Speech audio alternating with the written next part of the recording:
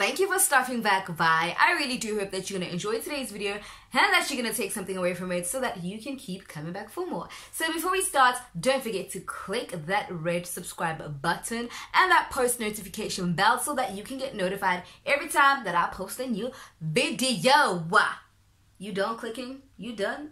Okay, so what we're doing today, we are going to be doing an acting video. We are going to be doing how to choose a monologue. Now, choosing a monologue can be very simple, but can be very hard too, because it is like the determining factor between having a really great performance and having a performance that is not so great. But don't worry, because your girl got you. So by the end of this video, you'll know how to choose a monologue that works for you. So if you're interested in seeing that, do keep watching this video.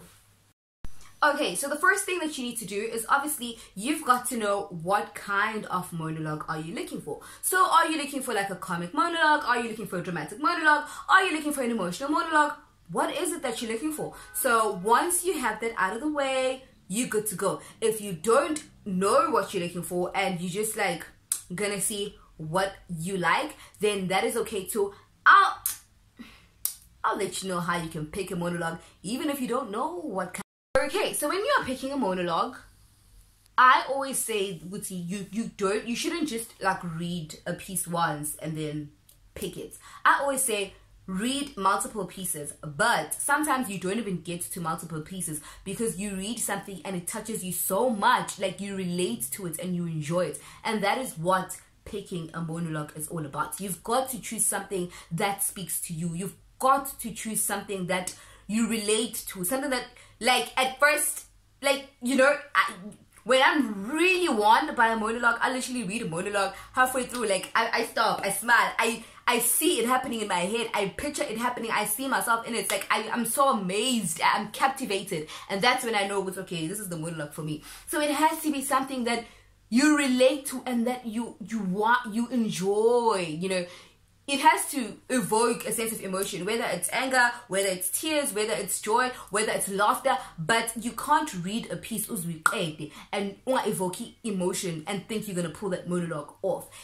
It's highly unlikely. You can, because you're a performer, but it's not suitable for you. Remember, this video is about choosing a monologue that best suits you. Trust me, any person can do any monologue in the world. But over here, we're trying to tackle the issue of suitable pieces which are more likely to have outstanding performances.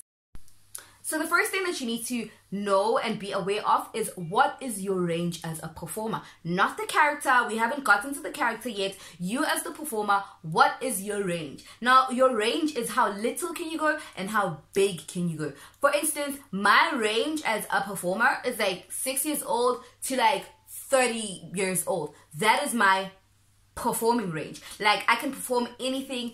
I can perform a child as little as 6 years old and a person as old as 30 years old. Now, what range is what you are suitable to perform, not what you can perform. But performing, okay, acting, not even performing, is all about real. It's all about being real. It's about portraying truth and what is believable. So there's no way on earth you can take me looking like this with this type of voice and make me play a 60-year-old woman. As much as I can, but it is not real, authentic acting.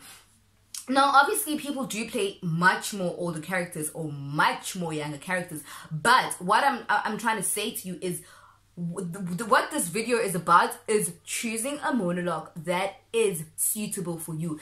It can work, but it is very unlikely for it to be authentically original if you are performing something that is way out of your range. Now, obviously, on TV, this never happens. There's no way on TV that you're ever going to perform something that you are way older than or something that you're way younger than.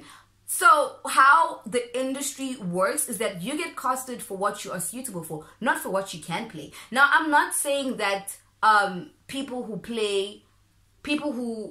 like playing older characters or younger characters are like bad actors or whatnot. But what I'm just saying is it's kind of superficial.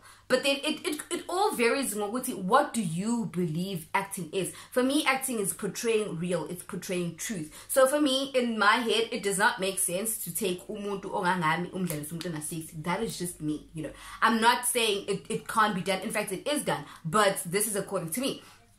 Playing older characters or younger characters that are out of your range, rather, are good for exercise. Now, I'm not saying let's not explore, let's not do different things. I'm not saying let's always play one character.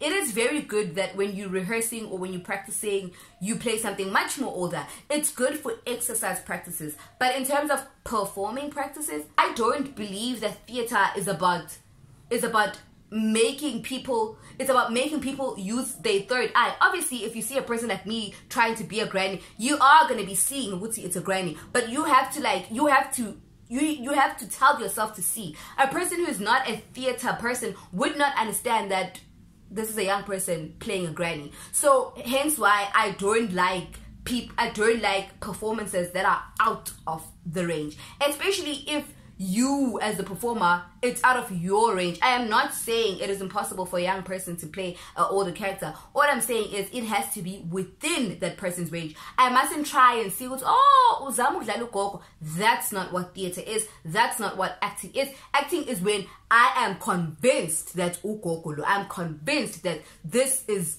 a child, without me having to be like,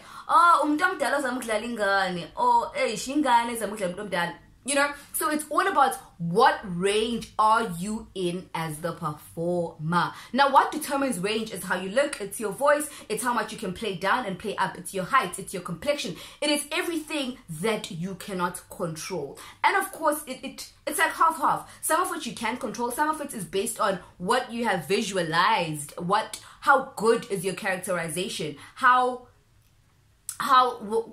old are you? What are your experiences in life? For instance, a person who's 30 years old a person who's like 25, 30 years old can play a person who's like 60 years old much more better than a person who's 18, than a person who's 19, regardless how good of a performer that person is. Do you get what I'm saying? Regardless of who's the better performer. But because of the experience, a person who's 25 or 30 years old can play an older character much more better than a person who's 18 or 15, regardless of which is the better actor. So what I'm trying to say is it becomes less about the actor in terms of who's good or better, but more of what you are trying to play. Is it within your range?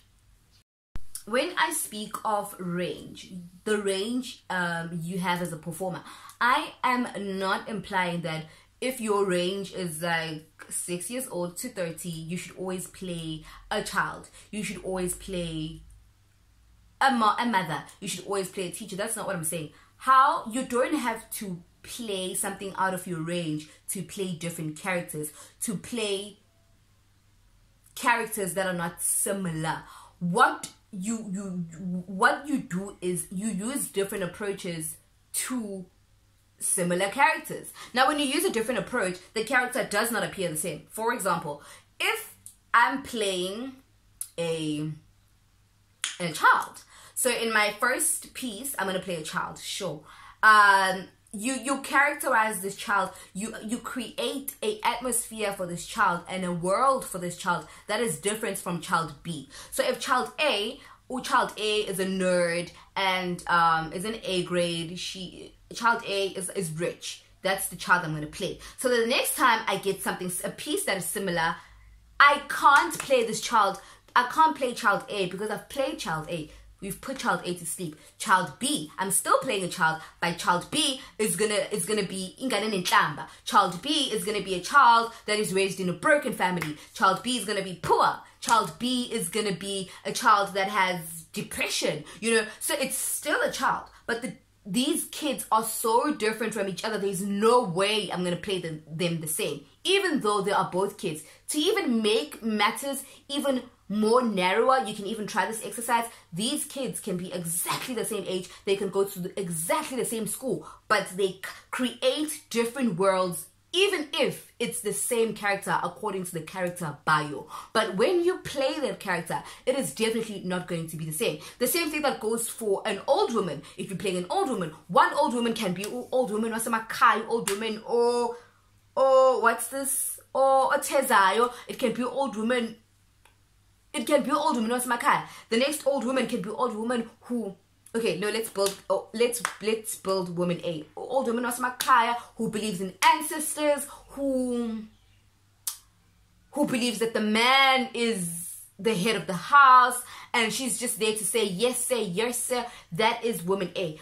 Then you can have woman B. These women are both 55 years old. Then we can have woman B. Woman B is Christian. Woman B does not believe in ancestors. Woman B lives elokshin. You don't even have to make woman B umlungu to make them different. Woman B umlungu, woman A. No, you don't have to even make that. You can do different characters by just creating different worlds for them, by just creating different circumstances for them. Now, what we call that is it's called the approach. So it is, for me, it is very important to play within your range so that we can believe your acting, so that you can really grow. Because the thing about acting, you've got to master a certain level of acting, a certain character, a certain place of acting before you can move on to the next. Because what I feel with a lot of actors is that we jump. We want to be jacks of all trades. Okay, so like I'm a character who character engane.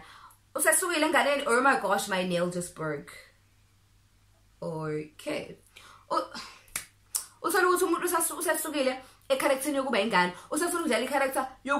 Yet you haven't even mastered the character of being a child. So how do you, because acting is craft. Acting is something, it's a baby, you grow it. So you ingana ikwazi ukuvela ibe na 3 months isasino 1 year, you know. So you have to nurture this and master it so much that you can play ingane in 10 different approaches, and then you be like, you know what, then your range becomes bigger. Then you move on to, you know what, I've mastered the whole 6 years old to 12 years old. Now I'm starting from 12 years old, saying in my range is up to 40. So you build your craft. By the time you get to wherever the world takes you, you have your bag of masterpieces, not just monologues, but of masterpieces that you can pull out anything and you can literally do everything that you've been given. So I really hope that this video helped you. I hope it did. It's really short, but the key things to choosing a monologues are that. I really do hope that you took something away from this video and that you're going to come back next time. But till next time, you are a star. I can't wait to see you again. Don't forget to like, comment, and subscribe. Let me know down below what you want to see. If you like this, what else would you want me to talk about? Until next time, you are a star. Mwah.